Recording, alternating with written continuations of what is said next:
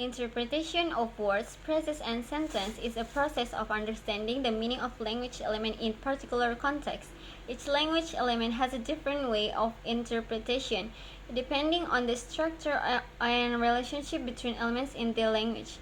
The first is word interpretation how refers to how we understand the meaning of a word in a particular context.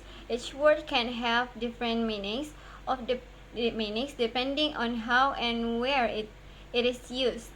And the second is sentence interpretation refers to the process of understanding the meaning of a sentence based on the syntactic structure and the context in which is it used.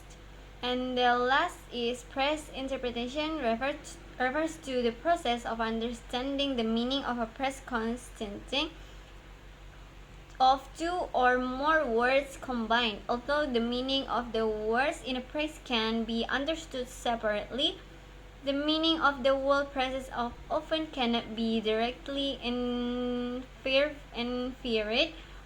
from the meaning of the words alone. Ambiguity refers to the presence of two or more possible interpretations of words, phrase, or sentence. It can occur in both spoken and written language and often requires additional context to resolve. Ambiguity is categorized into lexical ambiguity and syntactical ambiguity. The first is lexical ambiguity is when a word has more than one meaning. This can arise due to homophony, which same sound but different meanings, or polysemy, same word form with related meaning. For example, homophony: a man hears his wife say, "Look at the sun," while they're at the beach. He may wonder if she means sun is the celestial body, the celestial body, or sun their child. The second is syntactical ambiguity. Syntactical ambiguities arise from the structure of a sentence, which can relate multiple possible interpretations even if all the words themselves are clear. This happens at the phrase level or sentence level. For example, smart boy and girls. This phrase can be interpreted in two ways. Both boys and girls are smart, and only the boys are smart, with girls being listed separately. Speech acts are action we do using language. When we speak or write, we are not just sharing information, we are doing something like making promises, asking questions, or giving orders.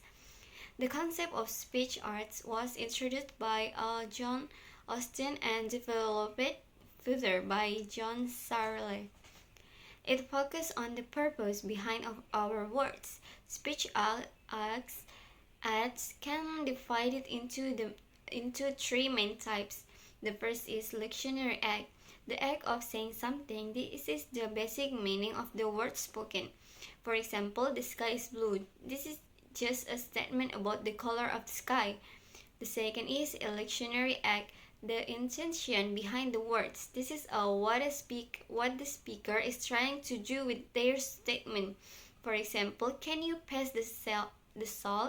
The intention is not to ask about your ability to pass the salt, but to request it. And the third is percussionary act, the effect the words have on the listener. This is how the listener reacts to what is said. For example, there's a fire.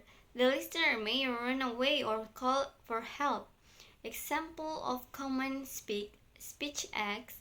The first is requesting. Please, for example, in sentence is open the door. Please open the windows. And the second is apologizing. For example, is I'm sorry for being late. And the third is promising. For example, in sentence is I will call you tomorrow. And the fourth, commanding. For example, close the door. And the fifth, thanking. For example, thank you for your help. Speech acts are important because they show that language is more than just words.